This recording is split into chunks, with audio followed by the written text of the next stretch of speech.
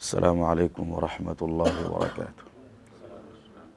الحمد لله رب العالمين والعاقبة للمتقين والصلاة والسلام على أشرف الأنبياء والمرسلين نبينا محمد وعلى آله وصحبه أجمعين ومن تبعهم بإحسان إلى يوم الدين. أما بعد، عن عبد الله بن عمر رضي الله عنه قال قال رسول الله صلى الله عليه وسلم: المسلم من سلم المسلمون من لسانه ويده، والمهاجر من هجر ما نهى الله عنه.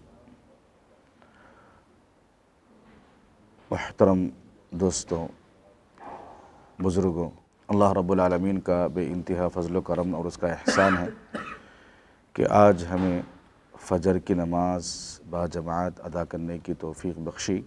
اللہ رب العالمین سے دعا گو ہوں کہ رب العالمین ہماری ہر عبادت کو شرف قبولیت سے نوازے، آمین۔ محترم دوستوں،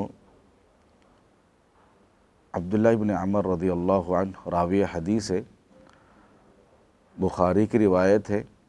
اللہ کے نبی صلی اللہ علیہ وسلم کا فرمان ہے کہ سب سے بہترین مسلمان وہ مسلمان ہے اپنی زبان اور اپنے ہاتھ سے دوسرے مسلمان کو تکلیف نہ پہنچائے۔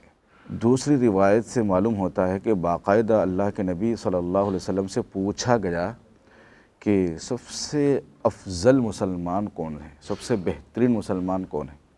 تو اس وقت اللہ کے نبی صلی اللہ علیہ وسلم نے کہا: المسلم من سلم المسلمون من لسانہ ویدہ، اس کی زبان اور اس کی ہاتھ سے دوسرا مسلمان محفوظ رہے۔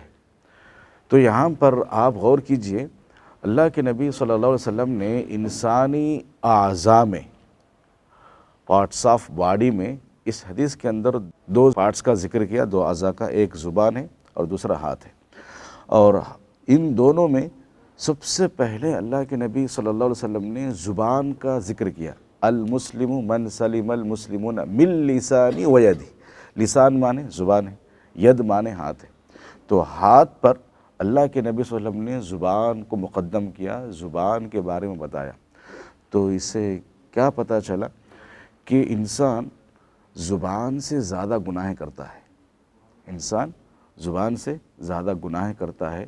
اور جیسے کہ انسان سامنے والے کو ہی زبان سے تکلیف دے سکتا ہے، سامنے والے کو تکلیف دے سکتا ہے اور سامنے والے کو گالی دے سکتا ہے۔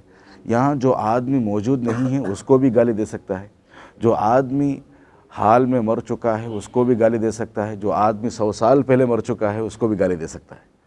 تو یہ زبان کی غلطیاں زیادہ ہوتی ہیں، اسی لیے اللہ کے نبی صلی اللہ علیہ وسلم کا فرمان ہے کہ انسان زبان سے زیادہ غلطیاں کرتا ہے، اسی لیے زبان کا لفظ پہلا لایا۔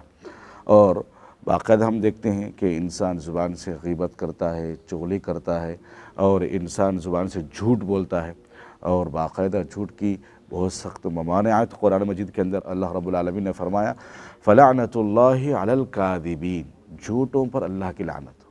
جبکہ انسان زبان سے زیادہ جھوٹ بولتا ہے، اور جب موبائل کا اہتمام ہم کرتے ہیں، موبائل کا استعمال جب زیادہ ہونے لگا تو باقاعدہ انسان اتنا جھوٹ بولتا ہے کہ اگر کسی ساتھی سے ملنے کا انتظار ہے، کوئی ساتھی فون کرتا ہے تو بھائی ہمیں فلاں جگہ فلاں وقت نکلنا ہے، کبھی سے تاخیر ہو جائے تو کہتا ہے کہ ابھی نکل گیا ہوں میں، جبکہ وہ گھر میں رہتا ہے۔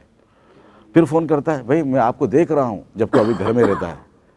تو یہ کیا ہے؟ انسان اتنا عادی ہو چکا ہے کہ جھوٹ کا۔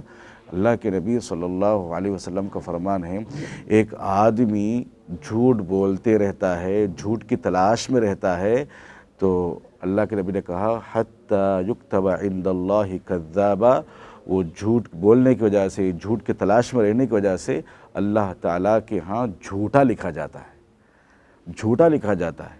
تو انسان کو ان چیزوں کو معمولی نہ سمجھے۔ اور دوسری چیز یہ کہ جیسے ہی زبان کی حفاظت ہمیں کرنی ہے بری چیزوں سے، غیبت سے، چغلی سے، جھوٹ سے، اور اسی طریقے سے ہاتھ کا جو استعمال اللہ کے نبی نے بعد میں کیا کہ انسان ہاتھ سے تکلیف بہت کم لوگوں کو دیتا ہے، یعنی سامنے والوں کو ہی برا بھلا کہہ سکتا ہے، اشارہ کر کے کر سکتا ہے کہ سامنے والے کو تکلیف دے سکتا ہے. تو اسی لیے ہاتھ سے کیا ہے انسان کم تکلیف پہنچانے کی امید رہتی ہے. اور اس حدیث کے اندر ہم غور کرنے کی چیز یہ ہے، اللہ کے نبی صلی اللہ علیہ وسلم نے کہا وَالْمُهَاجِرُ مَنْ هَجَرَ مَا نَهَى اللَّهُ عَنْهُ. مہاجر وہ ہے جن تمام چیزوں سے رکنے کے لیے اللہ تعالیٰ نے کہا ہے.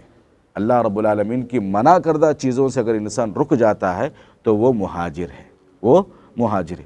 دیکھیے وہ محدثین نے لکھا ہے کہ مہاجر کا مطلب یہ ہے کہ دین کی خاطر، دین کی سربلندی کی خاطر اپنے ایمان کو بچانے کے لیے ایک گاؤں کو چھوڑ کر دوسرے گاؤں میں جانا جہاں دین کی حفاظت ہو سکتی ہے، جہاں ہم سکون و اطمینان کے ساتھ عبادت کر سکتے ہیں.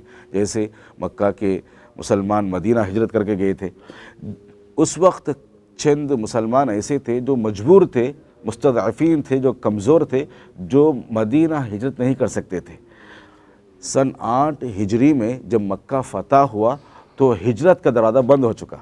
سن 8 ہجری میں جب اللہ کے نبی صلی اللہ علیہ وسلم نے فتح کیا مکہ کو تو اللہ رب العالمین نے ہجرت کا دروازہ بند کر دیا تھا. تو اس وقت جو کمزور مسلمان تھے، جو ہجرت نہیں کر سکے تھے، وہ افسوس کرنے لگے ہم سے کیا ہجرت جیسی عظیم عبادت چھوٹ گئی، ہم ہجرت نہیں کر پائے.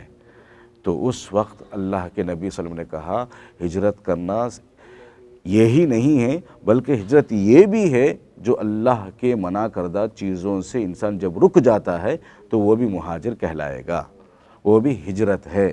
تو انسان کو چاہیے کہ اللہ رب العالمین کی جتنی بھی منع کردہ چیزیں ہیں، نواہیات ہیں، ان تمام چیزوں سے ہمیں رکنا چاہیے اور باقاعدہ زبان کی حفاظت کرے اور زبان کو لازم پکڑے کہ ہر بری چیز سے ہمیں اپنے آپ کی حفاظت کرنا چاہیے. آخر میں اللہ رب العالمین سے دعا ہے کہ رب العالمین مجھے اور آپ کو کہی اور سنی باتوں پر عمل کرنے کی توفیق عطا فرمائے، زبان کی حفاظت کرنے کی توفیق عطا فرمائے، ہمیشہ سچ کو لازم پکڑنے اور زیادہ سے زیادہ اللہ کی عبادت اور اللہ کا ورد کرنے کی ہمیں توفیق عطا فرمائے. آمین. السلام علیکم ورحمۃ اللہ وبرکاتہ.